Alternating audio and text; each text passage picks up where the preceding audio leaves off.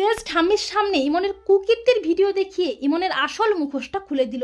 হ্যাঁ বন্ধুরা, আমরা এমনটাই দেখতে পাবো শুভ বিবাহ ধারাবাহিকের আগামী পর্বগুলোতে। সুধা ঠাম্মির দেওয়া শর্ত মেনে নিয়ে ছাদের আউট হাউসে যায়, এমনকি বদ্ধ নোংরা ঘরটাকে খুব সুন্দরভাবে পরিষ্কারও করে নেয়, এমনকি নিজের হাতে করে গণেশ ঠাকুরও বানায়। এরপর বসু মল্লিক বাড়ির সবাই মিলে গণেশ পুজোর আয়োজন করতে থাকে। আর তেজের মনটা অস্থির হয়ে ওঠে সুধার জন্য। সবাই যখন ব্যস্ত থাকে তখন ইমন ও তার মম বসু মল্লিক বাড়িতে আসে। আর ইমনকে দেখে তেজ তো প্রচণ্ড খেপে যায়।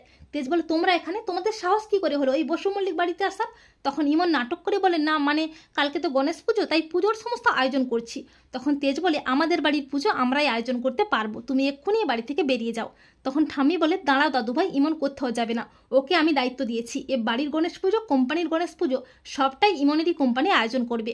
তখন তেজ মনে মনে ভাবে, না, এই ইমনের মুখোশটা আজকেই খুলতে হবে ঠাম্মির সামনে, ওর আসল চেহারাটা আনতেই হবে। এই বলে তেজ বলে, ঠাম্মি, যাকে তুমি বিশ্বাস করে ভরসা করে এত বড় দায়িত্ব দিচ্ছ সে আসলে মিথ্যেবাদী, ঠক, প্রতারক। তখন ঠাম্মি বলে, দাদুভাই তুমি এসব কি বলছো? তখন তেজ বলে, হ্যাঁ ঠাম্মি, আমি একেবারে ঠিক বলছি, আমার কাছে প্রমাণও আছে। এই বলে ঠাম্মিকে একটা ভিডিও দেখায়, যে ভিডিওতে ওয়েটার ইমনের কথায় সুধার দেওয়া চিঠিটা পাল্টে দিয়েছিল। ভিডিওটি দেখে ঠাম্মি বলে, এটা কি?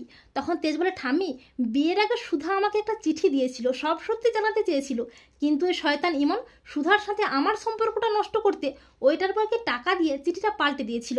ভিডিওটি দেখেও তেজের কথা শুনে বাড়ির সবাই তো চমকে যায়। আর কাননমালা দেবী তো প্রচণ্ড খেপে গিয়ে ইমনকে আচ্ছা করে চর কষিয়ে বসু মল্লিক বাড়ি থেকে দূর দূর করে তাড়িয়ে দেয়।